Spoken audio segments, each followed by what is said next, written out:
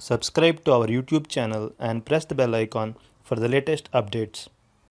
How to change the font size in Google Chrome browser. Open Google Chrome browser on your computer. Click on the three-dot icon located at the top right corner of the page. Go to Settings. In the left sidebar, click on Appearance. Under Appearance section, click the drop-down arrow next to Font Size and choose the font size. This is how you can change the font size in Google Chrome browser. Thank you for watching.